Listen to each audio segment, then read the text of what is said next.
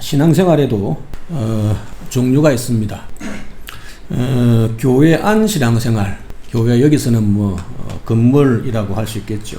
교회 건물 안 신앙생활과 교회 밖, 우리가 사회생활이라고 하는 교회 밖 신앙생활, 크게 이렇게 둘로 나눌 수 있습니다. 물론 교회 밖 신앙생활은 가정과 직장과 학교와 일터, 우리 모든 사회생활을 포함하는 신앙생활입니다. 그런데 교회 밖 신앙생활이라고 하면 이거 교회 밖에서 하니까 이건 신앙생활이라고 잘 생각하지 않는 경향이 있습니다. 이처럼 신앙생활은 교회 안에서만 하는 것이고 교회 밖에서는 그건 신앙생활이 아니다 라고 가르치는 관점을 이원론적 관점, 신앙 따로 삶 따로 생각하는 관점이라고 합니다. 교회와 세상을 딱 분리해서 교회에서는 거룩하게 신앙생활을 해야 하는데 교회 밖 세상에서는 신앙과 아무 상관없는 삶을 살아도 괜찮다. 분리된 관점, 이원론적 관점입니다. 이것 때문에 기독교의 성도들의 교회 밖 삶이 옳지 못한 것으로 인해서 세상과 똑같은 것으로 인해서 기독교가 성도들이 교회가 세상으로부터 손가락질을 많이 당하고 있습니다. 일반적으로 교회 밖 신앙생활에 대해 강단에서 잘 말하지 않습니다. 물론 사회생활, 가정생활, 일터 이런 얘기를 하긴 하지만 그걸 신앙생활이다, 제대로 해야 한다, 그런 얘기를 전문적으로 깊이 해주질 않습니다. 저는 이게 불만이었습니다. 성도들은 정작 주일 외에 물론 다른 날도 교회 오긴 하지만 교회 밖에서 한 주간 동안 사회생활 속에서 사회에서 치열하게 살아가는데 그때 각 분야에서 각 영역에서 어떻게 살아야 하는가 하는 것을 가르치지 않으면 그들의 삶이, 성도들의 삶이 신앙과 삶이 따로 놀 가능성이 높기 때문입니다. 우리의 신앙생활은 교회당 안팎을 구분하지 않아야 합니다. 우리가 살아가는 모든 삶은 신앙적이어야 한다라는 얘기입니다. 왜냐하면 우리는 예수님께서 정의하신 것처럼, 선포하신 것처럼 세상의 소금이며 세상의 빛이기 때문입니다. 그래서 오늘 교회 안 신앙생활, 교회 생활, 신앙생활에 대해서 교회 안에서의 신앙생활에 대해서만 말씀을 드린다 해도 교회 밖 신앙생활을 제가 무시하는 것이 아님을 꼭 기억하시기를 바랍니다.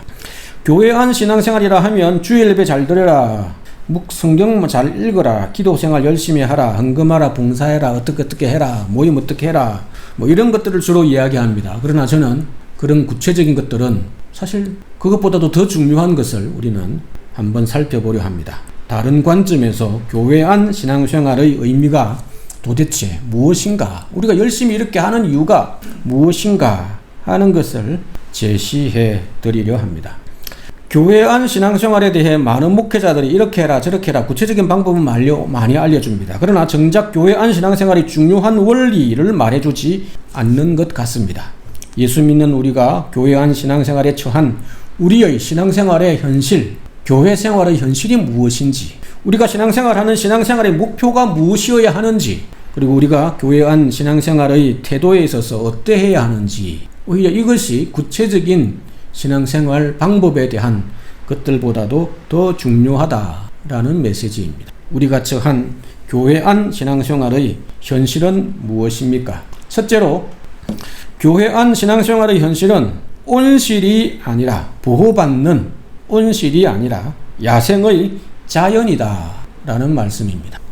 우리 교회 생활은 비닐하우스로 비유하면 온실 안이 아니라 온실 밖 야생과 같은 현실입니다. 우리가 신앙생활하는 교회의 지체들은 천사가 아닙니다. 우리 자신과 비슷한 수준의 사람들이 복음 때문에, 예수님 때문에 만나서 공동체를 이루었다라는 것이 현실입니다. 부족한 것이 그대로 다 노출되겠죠. 어떤 것은 괜찮고 어떤 것은 어렵고. 거의 대부분의 신앙인들이 이걸 놓치고 있습니다. 기대치가 높죠. 교회 다니니까, 예수 잘 믿으니까 기대치가 높습니다. 그래서 교회 안 신앙생활을 하다가 찬바람이 불면, 다시 말해서 시험을 닥치면, 다른 사람에 대한 실망이나 관계의 어려움이나 교회 여러 문제들을 접하게 되면 내가 이러려고 교회 다니나 라고 하면서 교회를 옮기거나 신앙생활을 저버려 하는 모습이 조금씩 있습니다. 그러나 분명히 말씀드리지만 교회 안 신앙생활의 현실은 우리 모습 그대로, 부족한 모습과 좋은 모습, 안 좋은 모습, 명암이 그대로 드러나 있는 자연 그대로입니다. 이게 현실입니다. 우리의 모습은 우리 스스로 잘 압니다. 어떻습니까? 완벽하지 않습니다. 부족함이 있습니다. 연약함이 있습니다. 우리 자신을 볼 때 마음에 드는 것도 있고 마음에 들지 않는 것도 있습니다. 나한테도 그렇고 다른 사람에게도 마찬가지입니다. 이런 우리들이 모여 교회가 되었으니 자연 그대로의 모습, 부족한 그대로의 모습이 교회 안에도 있을 수 있다라고 하는 것이 우리의 신앙생활, 영적인 현실입니다. 이것을 독일의 본 회퍼라는 사람이 신도의 공동생활이라는 책에서 날카롭게 지적했습니다. 이게 교회 안 신앙생활의 현실이라는 사실을 이해하고 받아들이는 것이 필요합니다. 그러면 성경에도 교회 안 신앙생활의 현실이 야생이 살아 숨쉬는 자연이다, 우리의 민낯이 그대로 드러나는 곳이다 라는 것을 알려주고 있습니까? 예, 마찬가지입니다. 고린도전서 1장 11절에 이렇게 이야기합니다. 고린도 교회는 참 유명한 초대교회입니다. 사도들이 세운 교회라면 아무 어려움이 없었을 것 같습니다.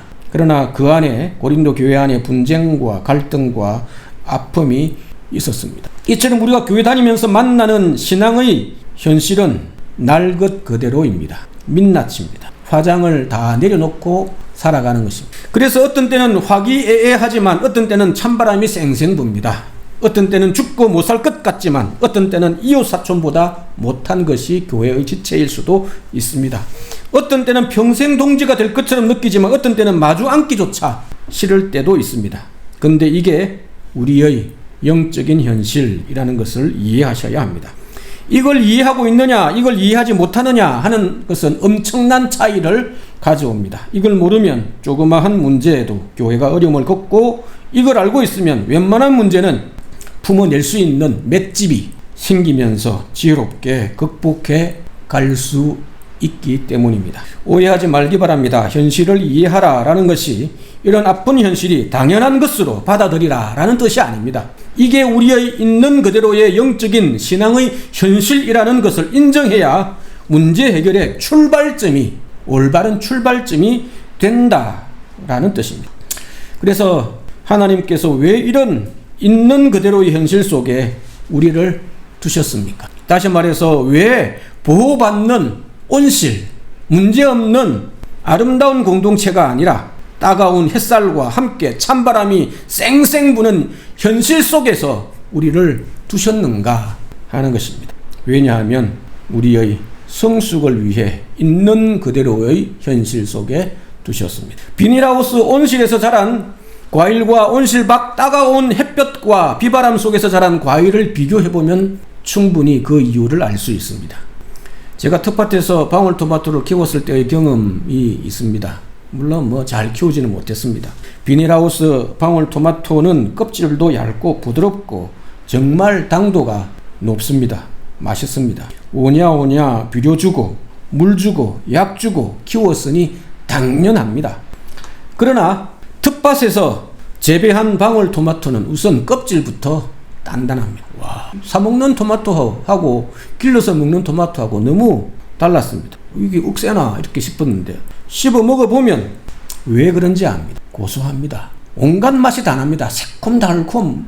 야, 방울토마토가 이렇게 맛있나? 그냥 달콤한 것만이 아니라 이렇게 맛있나 할 정도로 방울토마토의 참맛을 느끼게 하는 것이 직접 재배한 텃밭의 햇볕과 바람을 다 맞으면서 이겨낸, 강한 햇볕에 견디면서 비바람과 병충해를 이겨내면서 스스로 자라났기 때문입니다. 바로 이런 이유로 하나님께서 우리를 비닐하우스 안이 아니라 온실 속 화초가 아니라 아픔과 치유가 함께 있는 교회라는 현실 속에 두셨습니다. 우리의 교회 안 신앙생활은 이런 현실에서 출발한다는 사실을 인정하고 다른 사람을 받아들일 준비를 하시기를 바랍니다. 이 현실을 긍정적으로 성화시켜 강한 햇볕과 비바람과 병충해를 이겨낸 과일처럼 건강한 신앙인으로 자라가시는 축복이 우리 모두에게 있길 소망합니다. 두 번째로 교회 안 신앙생활의 목표는 의존이 아니라 자립입니다. 첫째가 우리가 처한 교회 안 신앙생활의 현실을 이야기했다면 두 번째는 교회 안 신앙생활의 목표입니다. 그 목표는 무엇입니까? 신앙의 자립입니다. 오늘 골로새서 1장 28절, 27절, 29절이 그것을 이야기합니다. 우리가 그를 전파하여 각 사람을 권하고 온 지혜로 각 사람을 가르치는 것은 한 사람 한 사람을 그리스도의 완전한 자로 세우려 합니다. 라고 말씀합니다. 초대교회의 지도자인 사도들 중에 한 사람인 사도 바울은 직업 읽은 이 골로새서를 기록하여 골로새 교회에 보냈습니다. 이 구절에서 사도 바울이 자신의 전도하고 가르친 이유를 소개합니다. 각 사람이 예수님을 전파하여 우리가 저 예수님을 전파하여 각 사람을 한 사람 한 사람을 권면하고 모든 지혜로 한 사람 한 사람을 각각 가르침은 그 모든 한 사람 한 사람 각 사람을 각 사람 엄청 강조되죠. 훈련은 도매금으로 할 수 없습니다. 한 사람 한 사람 차근차근히 맞춤에 따라 성향에 따라 해야 합니다. 각 사람을 그리스도 안에서 완전한 자로 세우려 함이라고 기록합니다. 저는 사도 바울이 말한 그리스도 안에서 완전한 자를 자립적인 신앙인이라고 이름 붙이고 싶습니다. 교회에서 일하는 사역하는 저의 사역의 목표 사역의 목표도 동일합니다. 한 사람 한 사람이 그리스도 안에서 자립적인 신앙인으로 세워지는 것입니다. 그런데 오늘날 교회 안에는 자립적인 신앙인의 완전히 반대인 의존적인 신앙인이 많은 것 같습니다. 교회가 커지면 커질수록 그렇습니다. 이름 없는 그리스도인, 교회 출석만 하는, 예배만 드리는, 봉사도 하지 않고 교제도 하지 않고 훈련도 받지 않는 신앙인이 많습니다. 누군가 도와주지 않으면 신앙생활이 유지가 되지 않는 신앙인입니다. 물론 목회자의 도움도 필요하고 다른 지체의 도움도 필요합니다. 그러나 의지할 수는 있지만 의존적이어서는 안 됩니다. 또 하나의 문제는 의존적인 신앙인과 반대로 개인적인 신앙인도 문제가 됩니다. 다른 지체의 도움을 받지 않고 자기 혼자 알아서 신앙생활 하겠다라는 개인주의적인 신앙입니다. 다른 지체에게 의존하지 않으니 건강한 신앙인으로 보이지만 결코 건강하지 않습니다. 왜냐하면 교회는 결코 혼자가 아니라 공동체, 이글레시아, 무리를 따로 부름받은 무리를 이야기하기 때문입니다. 자립적 신앙인은 개인적 신앙인과 다릅니다. 자립적 신앙인은 스스로의 신앙의 문제를 찾고 극복하고 혼자가 아닌 공동체로 함께 할 줄 압니다. 그러나 개인적 신앙인은 따로 국밥 신앙인입니다. 물론 개인의 신앙은 존중되어야 합니다. 신앙 고백은 예수 믿는 것은 개인적이어야 개인의 고백이 분명히 있어야 합니다. 그러나 신앙에 있어서 개인은 있지만 개인주의, 이기주의는 없기 때문입니다. 우리는 함께 교회이지 결코 홀로 교회가 될 수 없기 때문입니다. 예수님께서도 두세 사람이 내 이름으로 모인 곳에 나도 그들과 함께 한다고 하셨습니다. 물론 한 사람과 함께 하지 않는다라는 말씀이 아닙니다. 두세 사람의 모임의 중요성을 이야기하신 것이죠. 여러분은 어떤 신앙인입니까? 의존적입니까? 개인적입니까? 자립적입니까? 자립적 신앙인의 특징, 중요한 세 가지 특징이 있을 수 있습니다. 영혼의 양식인 성경을 읽고 묵상하며 순종할 줄 아는 신앙인입니다. 스스로 자립한다는 것은 다른 사람이 떠먹여주는 것이 아니라 스스로 영혼의 양식을 먹을 줄 안다라는 것입니다. 두 번째 특징은 영혼의 호흡인 기도를 통해 하나님과 영적인 교제, 대화를 할 줄 안다. 스스로 호흡할 줄 아는 성도입니다. 자가 호흡할 줄 아는, 인공호흡이 아니라 자가 호흡을 할 줄 아는 성도입니다. 세 번째 특징은 완벽하지 않지만 건강한 지역교회를 찾아 함께 배우며 성장해가는, 재생산하는, 다른 사람을 도울 줄 아는, 다른 사람에게 베풀 줄 아는 그런 성도, 제자라고 할 수 있겠습니다. 이것이 자립적인 신앙인의 세 가지 특징입니다. 제가 교회 안에서 청년들을 가르칠 때 반드시 하는 것이 있습니다. 저게 제가 사역했던 선교단체의 배지인데요. 졸업 후에 가정을 이루고 회사에 들어갔을 때, 또 이사했을 때 그곳에 교회가 없다면, 마음에 드는 건강한 교회가 없다면 신앙인들을 찾아 교회를 세우고 예배 드릴 줄 아는 자립적인 제자가 되라. 그것이 우리의 신앙의 목표여야 한다. 선교단체의 목표여야 한다. 그렇게 가르쳤습니다. 제가 그들의 신앙을 평생 책임져 줄 수 없습니다. 3년, 4년, 2년 이렇게 양육하고 교회로 돌려보내었습니다. 그래서 스스로 말씀 보고 기도하고 공동체를 찾아 함께 교회를 세워갈 줄 아는 그리스도인, 심지어 해외에 파견을 가더라도 교회가 없는 어떤 지역에 가더라도 그곳에서 성도들을 모아 그리스도인을 찾아 함께 교회를 세워낼 줄 아는 제자, 그 선교단체의 용어로는 개혁신앙인이라고 부르는 양육의 목표였습니다. 이것은 교회 안에서도 동일합니다. 저의 교회 사역의 개인적인 평생의 목표는 교회 안팎에서 자립적인 제자의 삶을 살아내는 예수의 제자를 한 20-30명 세워놓고 천국에 가는 것입니다. 앞에 나와 있는 사진이 선교단체 제자들이 지난번 교회에 담임으로 갔을 때에 찾아와서 교제했던 사진입니다. 한 선교단체에서 있으면서 지금까지 6, 7, 8명 정도, 10명까지나 10명까지는 아닌 것 같고요. 그 정도의 제자들을 곳곳에 세워서 놓은 것 같습니다. 사랑의 교회에서도 마찬가지입니다. 여러분들도 신앙의 목표는 축복받는 것이 아니라 그것도 기본적으로 따라오는 것이겠지만 자립적인 제자가 되는 것이 신앙의 목표이시기를 바랍니다. 저의 제자가 되라가 아닙니다.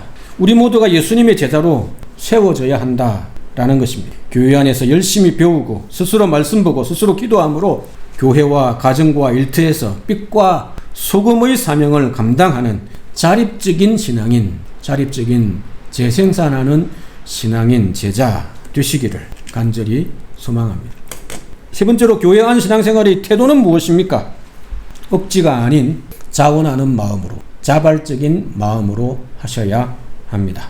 첫째가 신앙생활의 현실을 보여준다면, 두 번째는 신앙생활의 목표였다면, 세 번째는 신앙생활의 태도입니다. 그 태도는 신앙의 자발성, 신앙의 자원함입니다. 고린도서 8장 2절 3절 이렇게 기록합니다. 사도 바울은 유럽에서 초대교회를 가장 많이 세웠습니다.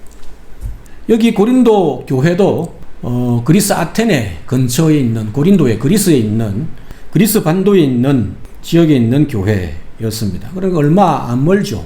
예루살렘과 오히려 더 멀고 스페인하고 그 중간 어디쯤에 있을 것입니다. 예루살렘 교회가 형님 교회라면 고린도 교회는 동생 교회입니다. 뒤에 생겨난 교회이기 때문입니다. 이방인들로 구성된. 그런데 예루살렘 형님 교회가 여러 가지 가뭄과 여러 가지 형편으로 핍박으로 재정적으로 힘들다라는 소식을 듣고 동생 교회들이 헌금을 모아 보내었다라는 것입니다. 그것을 칭찬하면서 사도 바울이 헌금하는 교회, 고린도 교회의 성도들의 신앙생활의 태도가 무엇인지 알려주고 있습니다. 3절 마지막 구절, 힘에 지나도록 자원하여, 강요가 아니었습니다. 너희가 동생 교회니 형님을 위해서 마땅히 해라. 어느 교회마다 얼마씩 딱 이렇게 지정해 준 것이 아니라 하란 말도 안 했는데 그 예루살렘 교회가 어려움을 겪는다는 소식을 듣고 같이 나누자, 자원하는 마음으로 있는 힘껏 교회를 도왔습니다. 신앙생활은 억지로 할 수 없습니다. 이 자리에 억지로 와서 앉아있다면 무슨 재미가 있겠습니까? 제가 누누이 강조하는 부분입니다. 신앙은 자립적이어야 하며 자발적이어야 합니다. 자립적인 것은 앞에서 말씀드렸고, 이 자발적인 것은 스스로의 동기, 스스로의 이유로 신앙생활을 해야 한다라는 것입니다.